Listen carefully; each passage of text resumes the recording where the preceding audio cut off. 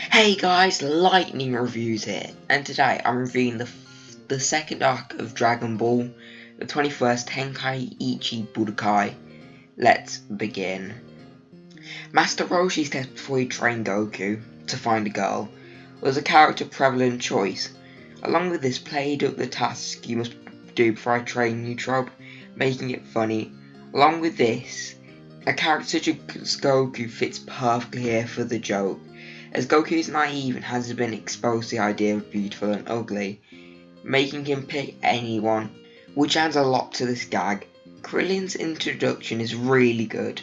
He has the mind similar to Roshi. He has more experience in this world still compared to Goku, in the way of conversation and socializing. Along with this, his arrogant and cocky nature, making Goku's naivety in this field of socialization create interesting dialogue exchanges, which are also funny. Goku being more blunt and not knowing much in the way of offending people makes him insult Krillin in funny ways. Launch also had a great introduction, being chased by the police after stealing from the bank. This tells us she's troublesome. Along with this, tenacious, but Launch is a foil to herself, as she transforms when she sneezes,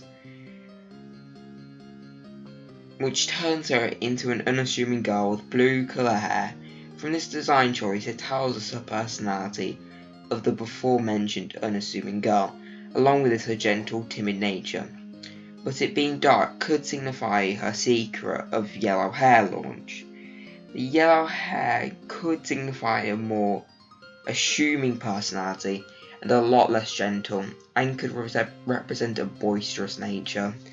She's made to play off Master Roshi to make funny gags, and as the act of sneezing can happen anywhere, anytime, which allows the gags to happen at any time, a great character for a saying like Dragon Ball. The first test, a race, gives us a baseline of the character's strengths and speed, and puts into perspective the characters are in the rankings. Krillin last, Goku second, and Master Roshi first, which is great for power scaling of the series, and from here makes it clear to the viewers where the characters stand, and make more sense of where they will stand later on. Krillin shows his intelligence by in the second test of finding a rock Master Roshi had thrown. Krillin gets a marker and writes on a similar looking right on it as a trick, but Master Roshi sees through it. This shows Krillin's sneakiness but intelligent nature, and the contrast of Goku going about this in an honest way, which Goku does. Nature shows us who Goku is, and easily compares the two characters in an easy to understand way. Krillin is a lot more sneaky and a lot more unhonest, and Goku's literally the definition of honesty. He'll do every task the way they were set out in front of him. One thing I've noticed is not only Roshi intensely trains the body but also the mind, which is very valuable and also trains the character's philosophy. The main lessons I believe Roshi teaches are there are no shortcuts in life, and that hard work equals strength. He does this through all training, such as the milk training, and builds self-discipline, which is interesting as teachers after him mainly focus on physical strength, making Roshi an interesting mental character.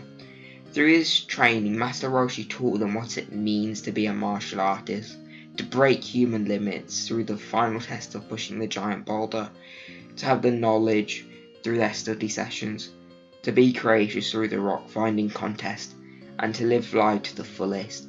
I love Master Roshi's training, as firstly made their power up feel earned way more than in Dragon Ball Z, but they made it interesting and fun, making you want to read. A really great introduction to Krillin and a really great training arc, all in order for the 21st Tenkai Ichi Budakai. So yes, we've done Master Roshi's training, which I think was actually pretty great, to be honest. I actually enjoyed it. And now we're going to move on to the 21st Tenkaichi Budakai. Let's begin.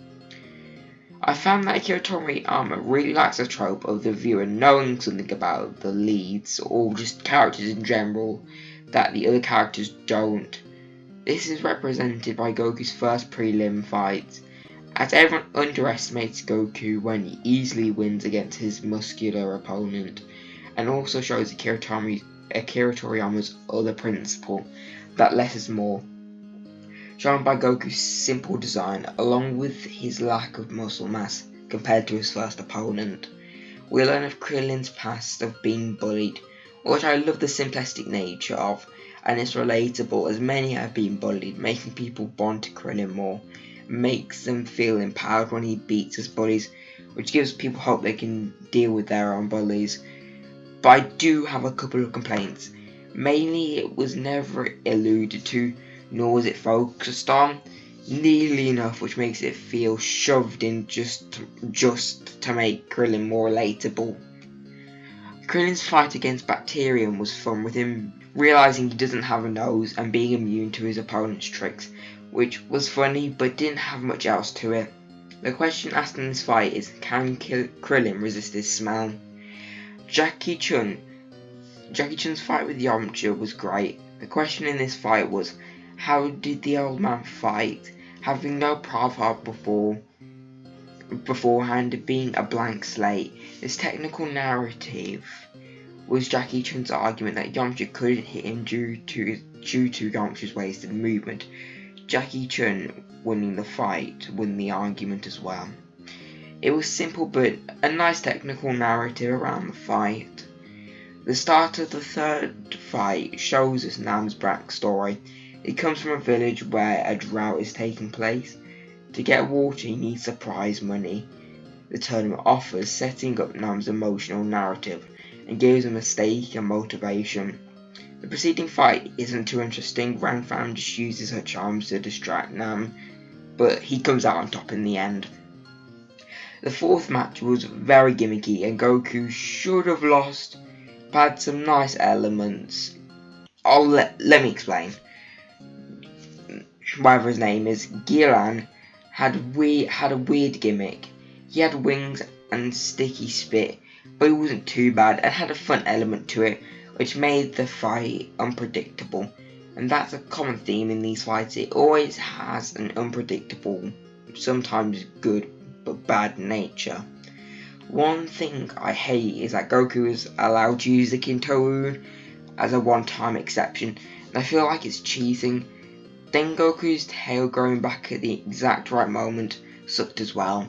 Then Giran forfeiting felt like anticlimactic. The worst fight so far, but I wouldn't call it a horrible fight, it just kind of sucked compared to the other so far outstanding fights. Jackie Chun's reveal to be Mutant Roshi was a really good one, had lots of clues. Goku could smell him nearby. Then transitions into Jackie Chun's fight with Yamcha was a clear sign. He teaches Yamcha during the fight, showing his teaching background. He says to Nam that he wanted to fight Ranfam, showing a side like Master Roshi. These factors all culminate into Master Roshi's reveal to be Jackie Chun and vice versa. Us knowing that this is Mutant Roshi Krillin is fighting makes the fight in question have a question, which is, can Krillin beat his master? Did he learn everything? There in this fight are some fairly funny gags. Upon this, it is a show of all Krillin's abilities, and noticeably longer than the other fights, jam-packed with some great moments this one had. Goku's match with Nam was a great one. It had explosive fun fight choreography. I actually liked Goku's trail trick due to it not coming from nowhere in this match. Honestly, I didn't know who I wanted to win. Nam had a really great backstory and a motivation, making him a connectable character. And I actually really liked Nami. I don't know why that I didn't include him in Z, because he's actually a really good character. It felt like this was the most realistic backstory and was only boosted by the referee in the gag department, and was a really great fight overall. It had emotional narratives, it had a lot of technical narratives as well. Honestly, I think this is probably so far my favourite fight by a long shot. I feel that No had a great send-off, him being given a hoi poi capsule he can still water in, which I think was a nice touch on Nam's story and makes Master Roshi more likeable. Now it's time for the final match of the Tenkaichi Budakai, Jackie Chun versus Goku. Jackie Chun has slowly been built up, beating some strong opponents, along with him being Goku's mentor. He has a clear motive to make sure he wins so Goku learns a lesson. There is always someone stronger. This fight had a lot of build up and is satisfactory when it comes. This fight has great comedy, like Goku's tail propeller, and built up twists like the Great Ape. It created iconic moments and things that would happen many times later on. The beam clash and the moon being blown up also happen in this fight, which are very common tropes in Dragon Ball. Master Roshi uses Goku's biology against him in their clever ploy, barely winning. He had intense panels which really increased the pressure. This is one of the best fights in Dragon Ball Z and Super. Honestly, a pretty good fight, to be honest. And with that, it ends the 21st Tenkaichi Budakai. Honestly, I actually really surprisingly enjoyed this arc and had a lot of stuff to write down. At first I thought I might have to combine this arc with the Red Ribbon Army arc since it was mainly fighting, but it had a lot to it other than it being an assortment of random battles. And this was one of the first mangas and probably one of the ones that inspired the tournament arc trope. So yeah, that was my review of the 21st Tenkaichi Budakai. I think it was actually a really good arc. And yeah, I think you should go check it out as well. And with that, I end my review.